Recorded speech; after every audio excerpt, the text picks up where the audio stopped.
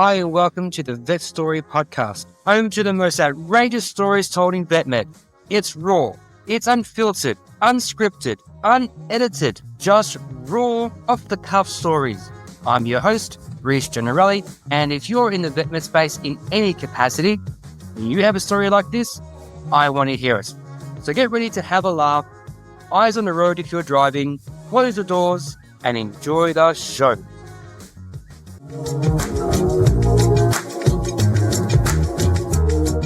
And welcome to another episode of the Vet Story Podcast. I'm here with the legendary Mike Shirley.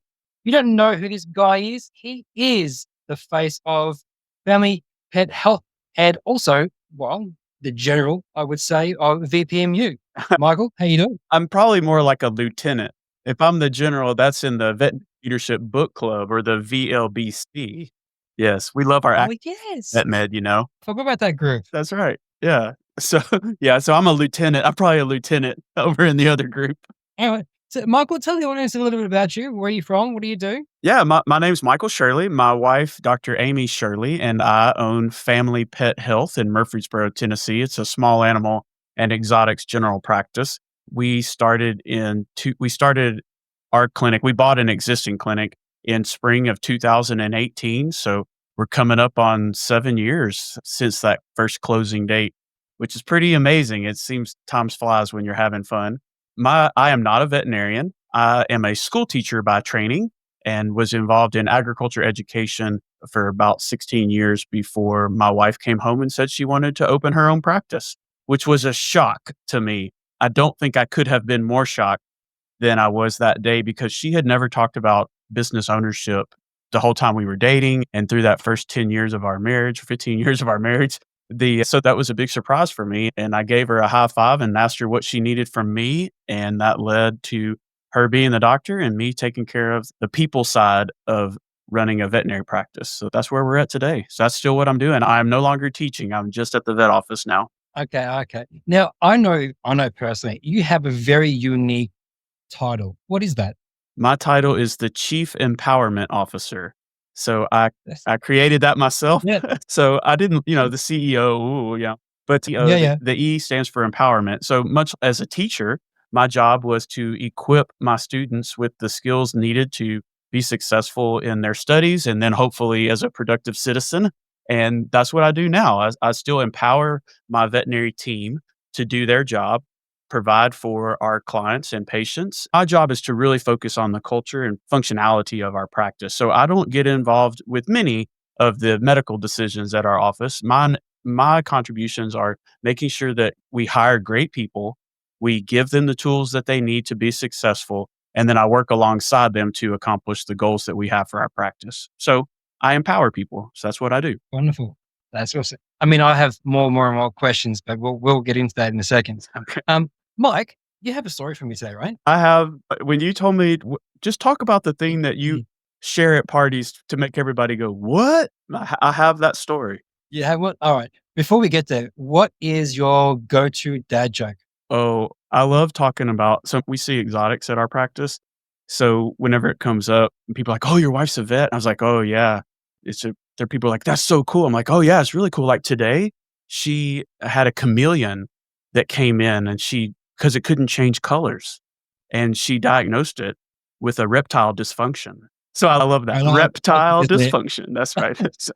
I guess I'll go to you. All right. I'll go on. What do you call a bear with no teeth? I think I know this one, but what do you call a bear with no teeth? A gummy bear. A gummy bear. Yeah. What do you call a bear with no ears? A buh. Yeah. There you go.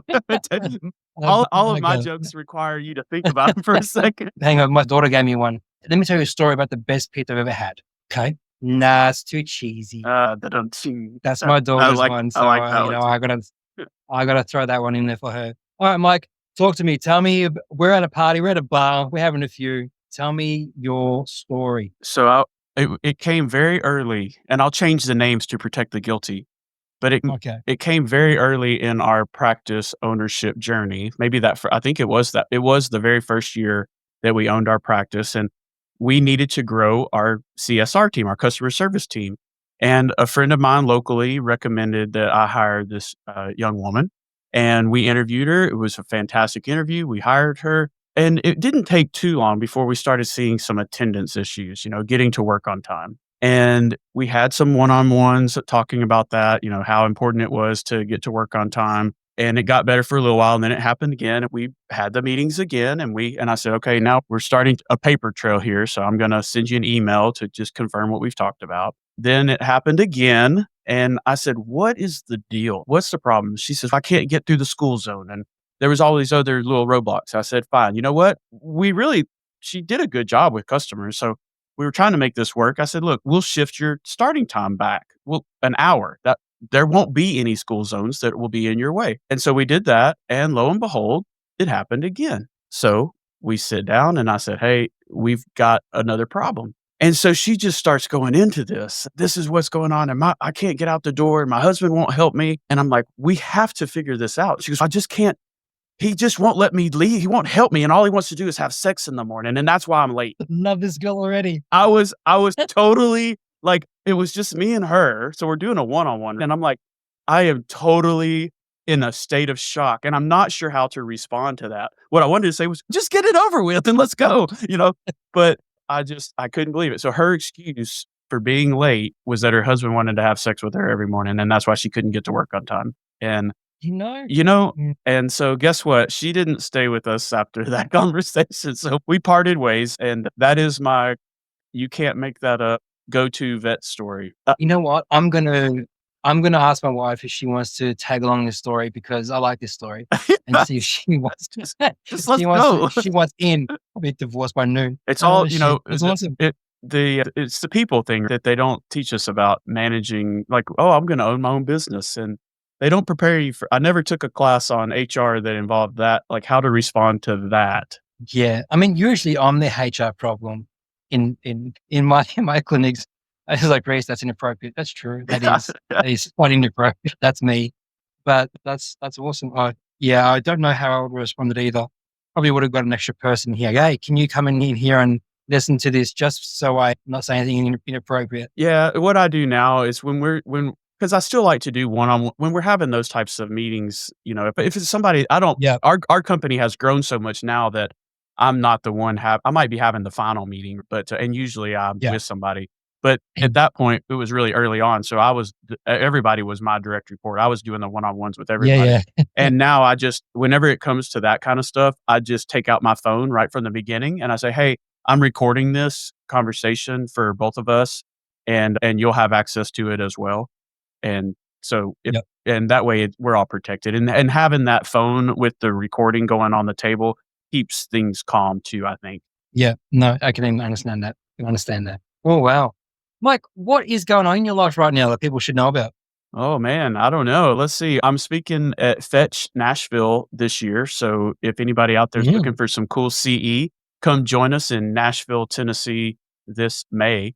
And I don't remember the exact dates, but it's going to be a lot of fun. It's a quick conference. So it's like a Friday and Saturday. And then that way you can go out Saturday night in downtown Nashville and sleep in on Sunday instead of having to make the early morning CE.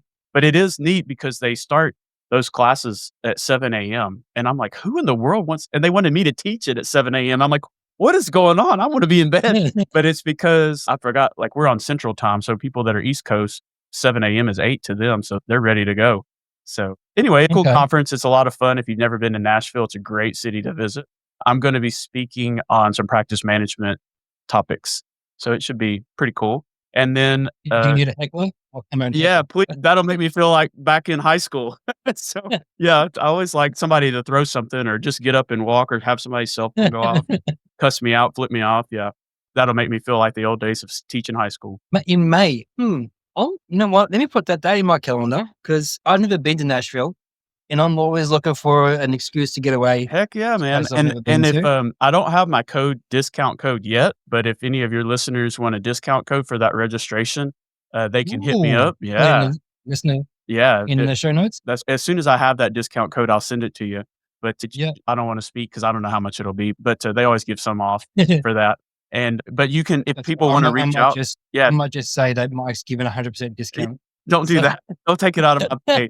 But the other thing that's, if people want to reach out to me, the easiest way to find me is just go to FamilyPetHealth.com, and that'll take you to our company website, and you can find me through there, as well as links to our podcasts that we have and the book club. We mentioned that, and resources that you can share with your own clients. We have those all available for free on our website. It's FamilyPetHealth.com. You said you have a podcast. What podcast is that? Yeah, we started a podcast. It's called the Family Pet Podcast. It's a podcast for curious pet parents because we believe the more you know about pet healthcare, the better pet parent you can be. And it's a client-facing, yeah, you can tell I said that a few times, but it's a client-facing podcast. So it's basically, we started out, we were going to do 10 episodes, the top 10 questions most frequently asked in our exam rooms. And now we're at 110 episodes that we've done. And it's been a lot of fun. We've really got to speak with a lot of great guests over the years. And it's really good research-based information that you can share with your clients. It's not branded for family pet health. So I'm not trying to sell them. Obviously, if you're in a different city, it's not going to matter anyway. But we have boarded veterinarians that come on. We have research scientists. We did a podcast about traveling with your pet, and we had the chief veterinarian for Delta Airlines came on and talked about health papers and crate requirements for the airplane. And we've talked with people in the service industry about what is a service dog versus emotional support animal and what are the rules about that. So things that we want our clients to know, that's what we make podcast episodes about. That is excellent. Now, I know that you just said that you have a book club. Teach that. So the Veterinary Leadership Book Club started in 2020 in January, and we have read all these. I'll move my camera up here. All the books up here on my bookshelf, those are all the books we've read, and that's my sock monkey that my grandmother made me when I was little. And so we've read, we've over 20 books over the years, things from customer service to business strategy to marketing. And we even read Green Lights by Matthew McConaughey. But all of these books, none of them were written except for one, which is Lead to Thrive by my friend Josh Weissman. That one was written specifically for the veterinary industry. All the rest of them are general leadership books, and we tie them into vet med. And it's just a fun group where we're learning new things and trying to make our practices better and thereby making the industry better. Right. And we'll put a link to the show notes, in the show notes as well for that Facebook group. But wait, there's more. Okay, I'm ready. There is? I'm ready. You still got VPMU. Oh, yes. The Veterinary Practice Managers United is a group that I've been a part of since the first day it started. And if you are a veterinary practice manager out there listening, you should join VPMU as well, Veterinary Practice Managers United. Great. It's a great group. It is. Just make sure you're on the website because they won't approve you unless you're not on the website. They're very tight with that group. So I think that's what makes it better too. No bots in there. That's actually true. I know there's no spam in there. Mike, I appreciate you coming on the show and telling us your story and obviously a little bit about you. And if the people are going to Nashville, they should definitely come and see you because I know the kind of show that you put on, it's a little bit like Thunder from Down Under. No, I'm joking. They should come and see you in Fetch anyway. But again, I appreciate you, Michael. If there's anything else, I will see you around the traps. That sounds great. Yeah, maybe remind me to reprise, my daughter and I, and you know the things you do to spend time with your kids. My daughter's 13. She's really into theater. I am now in a musical with my daughter, Sherlock Holmes, and the case of the missing crown jewel. So I have a solo song and I'm really nervous about it, but maybe I'll sing it for everybody at the Fetch in Nashville. Oh, look at you. You know what? Maybe we should get some video recording of this on your solo. That's right. And we should post it. Yes, it'll be one for the memory books for sure. Awesome. Again, thank you so much for coming on the show, Michael. We'll speak to you a little bit later. All right, man. Thanks for having me. Thanks, buddy. And thanks for joining us today. That's all we have time for. Don't forget to like and subscribe. If you have a story that you'd love to share and want to come on the show, drop me an email, reese@ivmsolutions.org. This podcast was brought to you by IVMS, Innovative Veterinary Management Solutions. If you are tired of being a business operator and want to be a business owner, then give me a call. If you've heard of systems like Traction, EOS, Lean, 4DX, and other similar systems, they're all great systems, but none of them are vet specific. I have taken the best of every system, rebuilt them using our industry KPI standards, and your practice core metrics because every practice is different. I will bring your vision to life.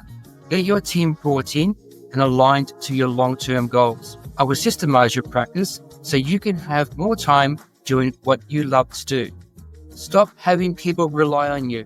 Practice ownership should not be this hard. Let's move from being a business operator and move into the business owner category. If that interests you, go to our website, www.ivmsolutions.org. That is I for India, V for vets, M for management, solutions.org. Until next time, take care.